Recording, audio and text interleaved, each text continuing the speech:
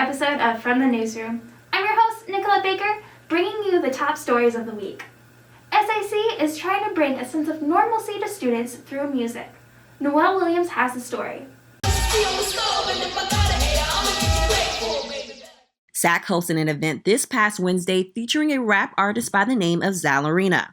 The Florida native shared her music with students in person and online. One of our coordinators introduced us to her last semester when we were voting to decide what we wanted to do for this semester. And we just kind of liked her vibe, liked the music that she had, and we figured she'd be a great match for campus. Anthony Pulliam is the vice president for SAC. He says this isn't the first time the hip-hop artist has visited the campus, and is the second time having a live performance here. It's been interesting working with them, and we're trying to get back in the swing of things, doing things how we used to do it. Shanique Sims is the street team coordinator for SAC. She also helped organize the event, and she says the goal was to help all students discover a new way of expressing themselves through art and music. We want to show the arts and the music and just express a new way style of listening and expressing yourself through art. Pulliam says he's hoping more events like these will help bring students on campus back to normal. We're all ready to go back to normal, ready to go back to concerts, street fairs, you name it. We're at carnivals. We're all ready to get back to that. For the Southeast Arrow, I'm Noelle Williams. Our next story is a weather report.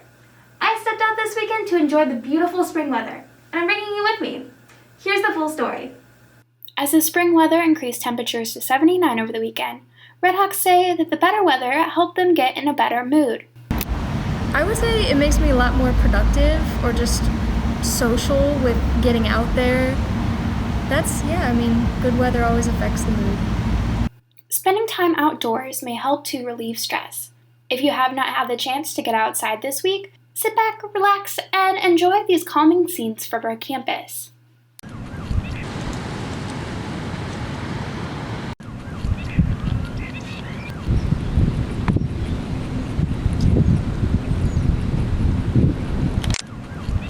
Now that should put a little spring into your step. For the Southeast Arrow, I'm Nicolette Baker. After a year that has brought many industries to a standstill, workers in the agriculture industry must still perform so people can eat.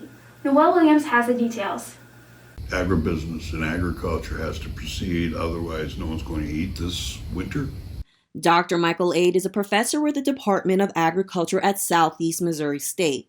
He says right now most farmers are preparing for crop season, and this year may be more successful than most expected. A certain degree of excitement in the farming community because crop prices are doing a little better.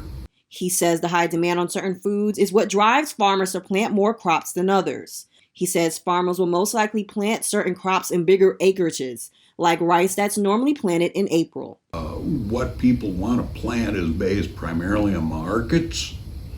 And right now, the markets are looking better than they have in a few years. This demand may mean you may have to wait a little longer for certain foods and crops you want. But because of the pandemic, some agribusinesses are probably a little slow in getting product line out to the producers. And as long as the weather cooperates, there should be no worry. In the last couple of years, we've had rainy springs, and so we've been delayed in getting all of our field work done. For the Southeast Arrow, I'm Noelle Williams. That's all we've got for you guys this week. Thanks for tuning in. Be sure to follow us on all social media platforms.